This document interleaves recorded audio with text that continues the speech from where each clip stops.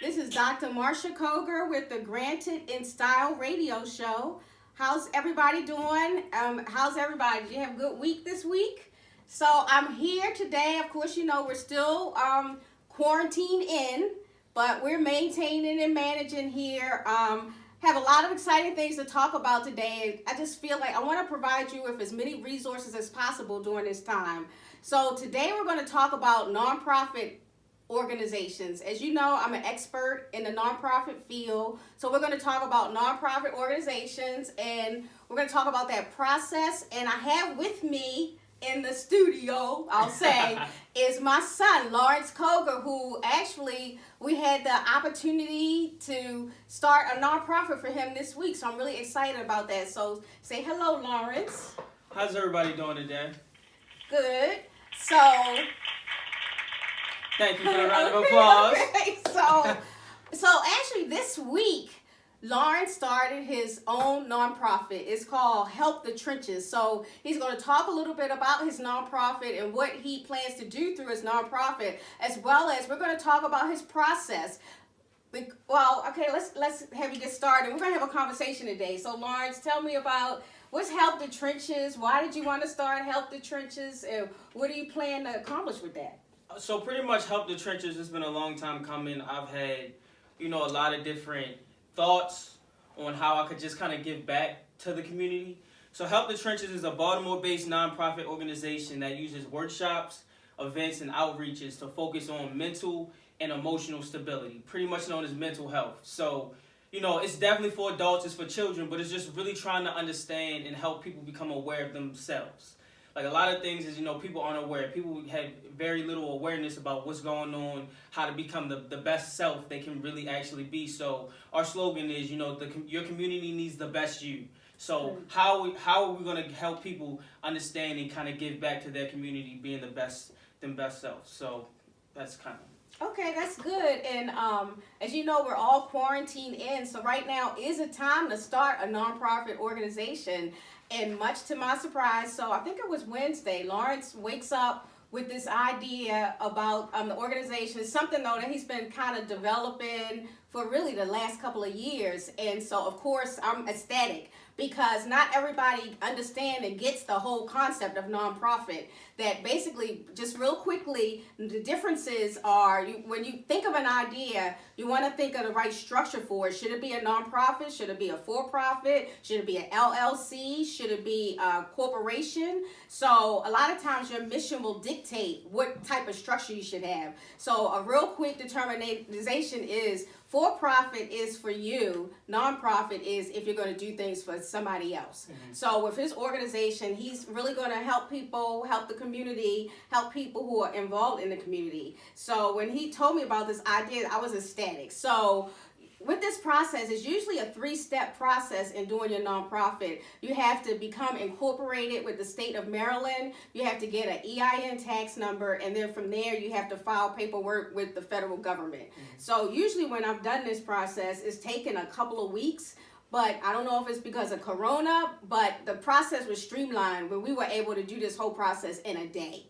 So a couple of hours. Actually. Yeah, a couple of hours. Mm-hmm. So first of all, this was the first time I had done this too, electronically or digitally. Usually, the first step, you go to the state office building. There's a paper that I fill out that I have to take there. But actually, now because they're closed, I called them. They said, do it online. So now they have that process online. So I was able to fill out that paperwork and do it online. So we did that online. Then we were able to apply for that EIN number. We were able to do that online. Then we were able to do his 1023. We were able to do the process. It took a couple of hours, but we were able to do the whole thing now in a day. So, Lawrence, can you talk a little bit about just that process and you being involved in that process and what did you think was going on in your head? So I will say it was great having an expert to talk to, for sure. Thank you. Had I not had an expert like Dr. Marsha Koger with me, I probably would have filed the wrong information. I would have went and put, things in places where they probably do not belong. So I will say, just having an expert, I really appreciate you for really helping me build this and, kind of giving back to me. Thank you. And so it was definitely a very interesting process because it's very thought provoking. So you definitely want to understand the information, what you're trying to do, how you're trying to give back. If you kind of you're a little unsure about what you want to do, like I would kind of like really just sit back and really try to understand what's going on. So that way, when you do fill out these documents, you have to know your board members, right. the directors, the address you want, the company name, just how to make sure you have your incorporations, you have the paperwork filled out properly. So you definitely kind of want to understand really all you're trying to do. Like that's probably the main basis, because the second you put money, because it's not cheap. People think it's $100, $200. It is not. It is way more than that. So you have to understand that, you're really willing to invest in yourself because you're putting forth money that, you've earned, rightfully so, into a company, back into yourself, into the nonprofit. So I would just say, just really having, that understanding of really what you want to do, so that when you do go fill out the paperwork, which we did online, when you do go, make these payments, you're very assured that this is something that you really would like to do. So. Great, that's good. And again, I'm available to help anyone who wants to do this. My number is 443-281-3856. 443-281-3856. Some of you are getting those taxes back. Some of you are getting those stimulus checks. They're coming soon. So that might be some extra money for you so that you can file and do this nonprofit. And believe me, it's really lucrative for you down the line. There are a lot of advantages. If a person has means or if a person gives a gift, they get a tax write-off. So it's really lucrative. Some people think that it does take a while to see how lucrative it is, but it's really important. I think everybody should have a nonprofit, actually. Mm-hmm. So, and I would like to say as well, though, like when you look at a lot of different companies and you look at like music industries, you look at technology, you look at cars and things like that, like the CEOs, a lot of them actually really kind of built these companies and these foundations in order to give back to the community as well. So, a lot of people think that, in order to, you can't really have that much to give back, or a lot of people that have all this money are the only ones giving back. Like, you can kind of give back for what you have right now. Like, it doesn't have to be $1 million. It doesn't have to be $10,000. If it's just $20, if you just start off and you say, I'm going to put this investment right here and I'm going to really work towards it, like, you're building your community as well as yourself as well. So, you kind of don't really have to be in such of a high stature place to give back to the community. Like, you can kind of just create these things little by little and, just let it build. Like right now, we're working on the website, help the churches and helpthechurches.co. And, me, I'm a perfectionist. So, I don't want to put the website out there if it's not done, but, but it's out there, but it says coming soon. Right, it's coming soon. Right, we're working on the website. Exactly. So. And that's just with not, just taking it step by step, just not having it. It's not always going to be perfect. You're going to have your ups and your downs, but as long as you keep pushing forward on what you really want to do and you believe in yourself and you believe in your organization, I feel as if, everybody will succeed. So. And that's a good point that Lawrence made too. A lot of times people feel to have a nonprofit that you have to have extra money or you have to be wealthy to do this, that you don't. You just need to have that initial investment that you put out to file the paperwork, and then from there you can build from there. One of the things I always say is, especially if you're doing something for somebody else, don't use your own money, use other people's money. I mean, there are a lot of people who might really side with you and want to support you in your efforts. So you can use other people's money, other foundations, bank foundations, other people's money to do the things that you want done. So Lawrence too had mentioned about board members. So if you're interested in doing this, contact me. I can do this for you quickly. Again, my number is 443-281-3856. The only thing I will need from you is your name of your organization, your mailing address, and your mailing address can be your home address, as well as your board members. You need to have at least 4 board members. It can be yourself. You can serve as the president and also the CEO for the first 3 years, but from them you have to decide if you want to be the president on the board or if you want to be the executive director. So you have to have a minimum of 4 board members. That's the president, vice president, secretary, and treasurer. The other thing to realize too is your board members, all of them are volunteers. They do not get paid. That's one of the questions that Lawrence had for me, because he has somebody who's going to be really instrumental in his organization, but he wanted to be able to maybe pay him. But so you have to decide too if you want that person to be a staff person or consultant and that you're going to pay them, or if you want them to be a board member that's volunteer. So in terms of the process, again, just the first step is there's a fee that you have to pay the state of Maryland, and then you do the EIN number, and then you have to file for the it's called a 1023. We did a 1023. It's an EZ, but you can call me again and I can explain that to you, 443-281-3856. What else did you want to explain about your organization, and what are you trying to do? We're talking about maybe with him too doing some summer things. As you know, kids are out of school right now. So if we're back if we're back in summertime, then we're planning maybe some summer things, some workshops. You were talking about different workshops that you're doing. Sure. So, and kind of how we talked about earlier, like with me being a counselor as well as a teacher, like this is definitely a full circle type thing for me. Like, just being a counselor, working in different, residential institutions, as well as being a social and emotional learning teacher, I really began to understand the process of teaching.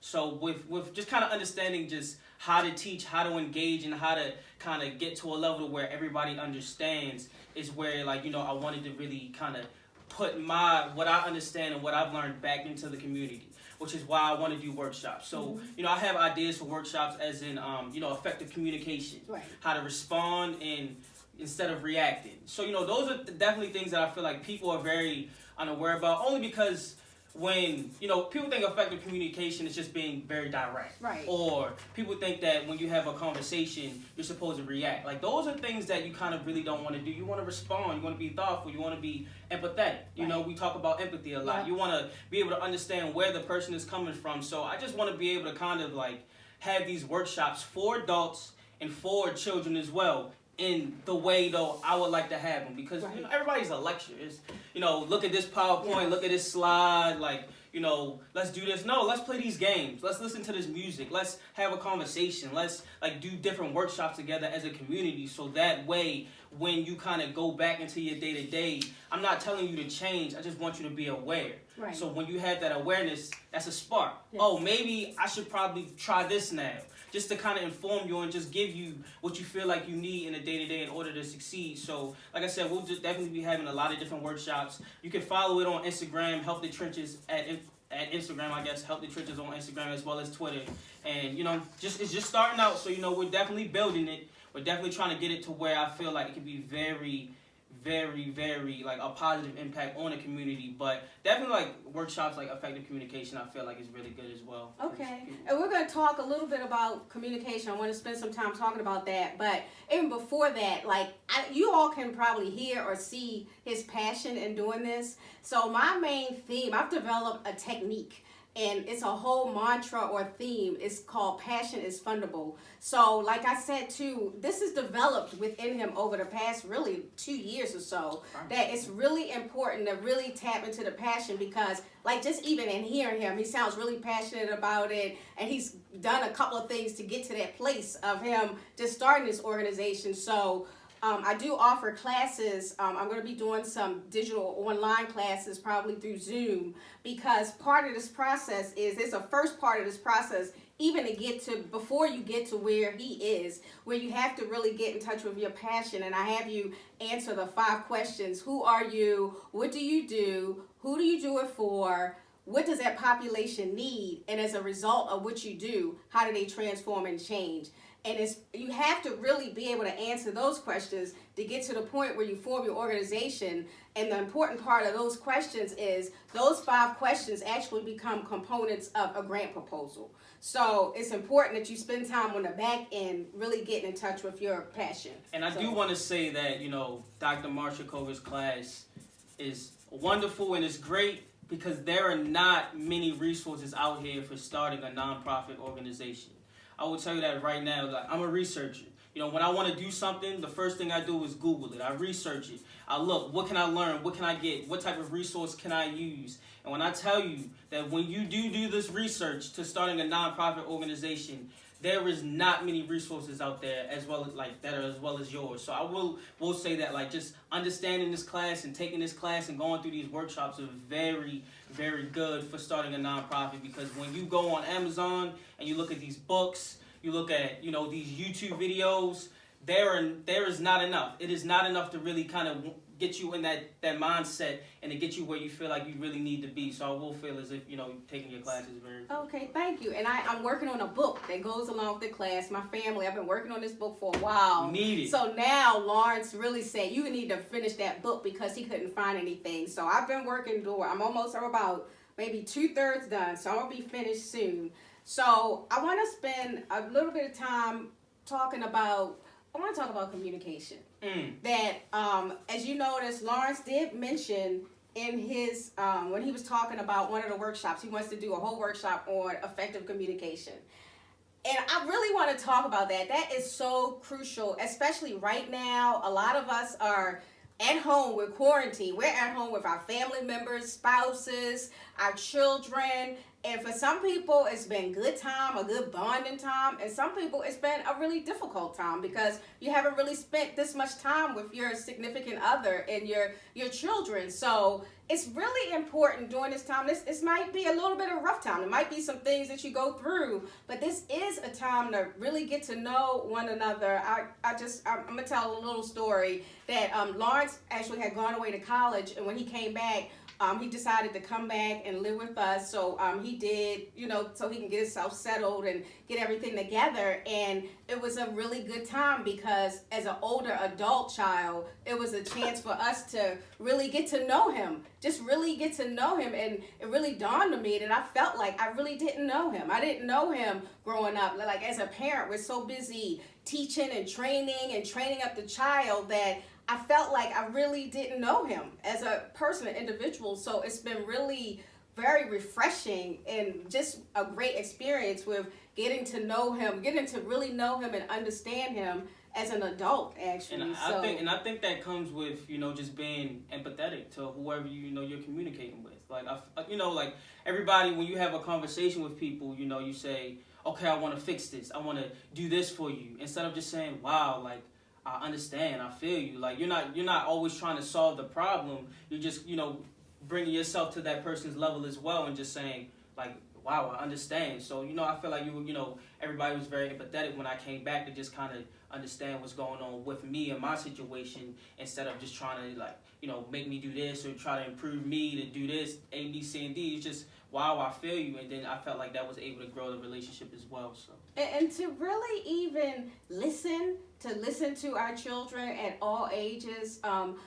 My mom did a lot of wonderful things, but one of the things that she really did for me is, and this will be a continuous theme, that she always allowed me to speak. When I was a little girl, I can remember being 5 and being angry or being like I felt like a certain thing. And she always allowed me to talk and allowed me to talk and say exactly how I felt about things. But the other part of that, it wasn't that she just listened to me, but what I had to say was valid. She really validated it and thought it was important that my voice was heard. And that's one of the things that I've done a couple of things with my children and raising them at 22 and 25, but I've done a couple of things in raising them. And one of the things I wanted to really make sure, especially, they're young African-American men. So I wanted to make sure that they could be able to communicate. They were able to express themselves in terms of how they feel. A lot of times when people can't express themselves, that can manifest in all kinds of things. If you're a man and you're not able to express yourself and you can't cry, you can't do this, then you might hold in and you might end up stealing. Or if you can't, it can manifest itself in all kinds of ways. So it's really important in particular, I feel like with our children, no matter how old they are, that we listen to them and that we really listen to them, and also to try to understand things from their perspective. I know we talked about how Lawrence mentioned empathy, just to being able to, just a little example, your child comes home from school and she's upset because they gave her a bad a locker. She's upset.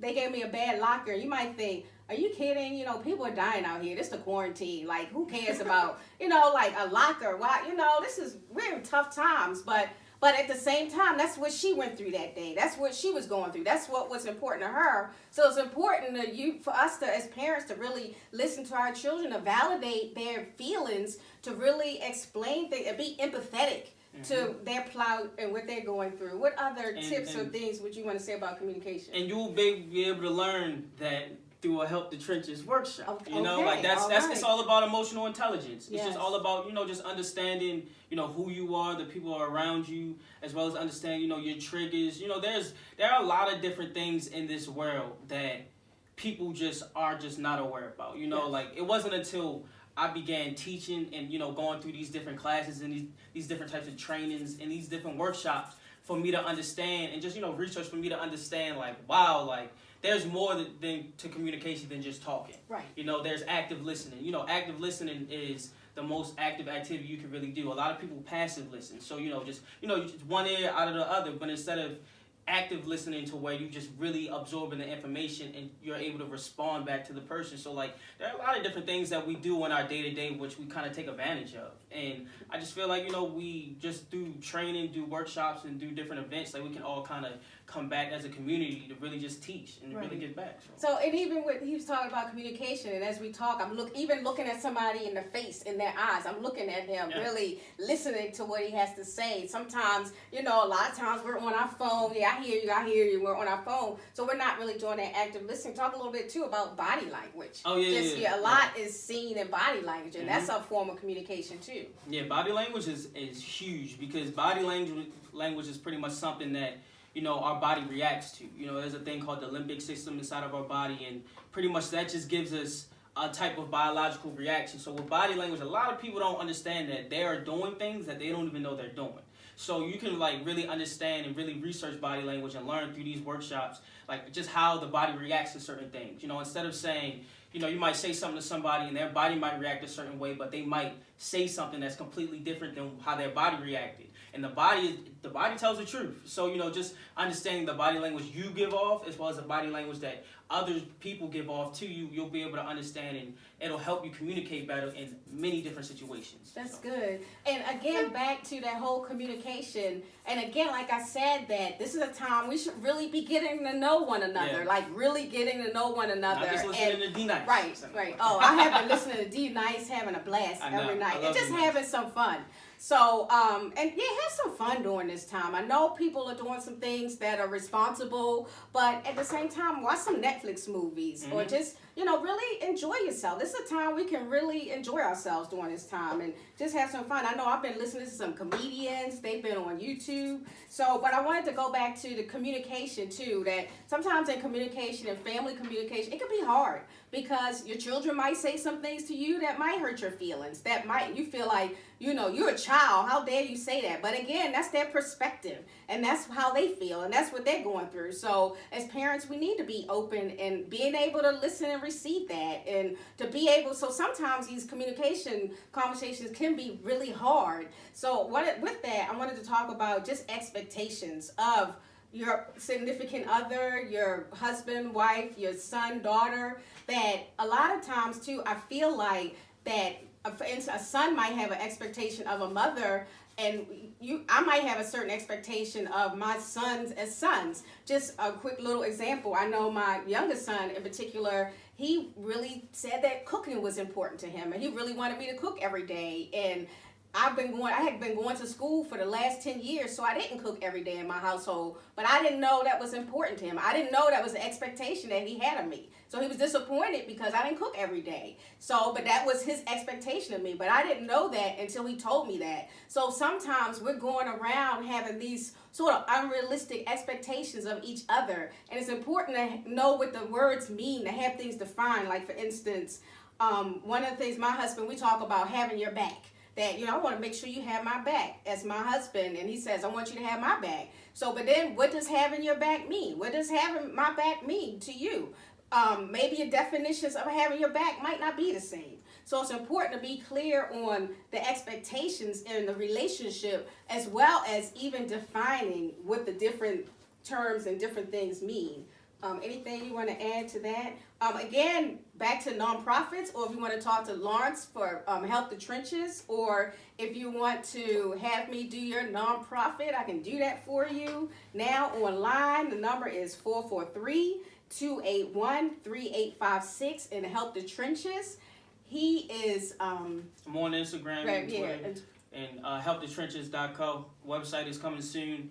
But it's just really just like I said, our slogan is your community needs the best you, and that's just really all it is. We're just really just trying to make it to where the whole community is is able to improve. We just Right. look at right now, like everybody wants, of course, financial security. You want to have all these type of different, assets. You want these personal assets, and at the end of the day, like if you don't have no type of emotional stability, emotional intelligence, those assets are not going to matter.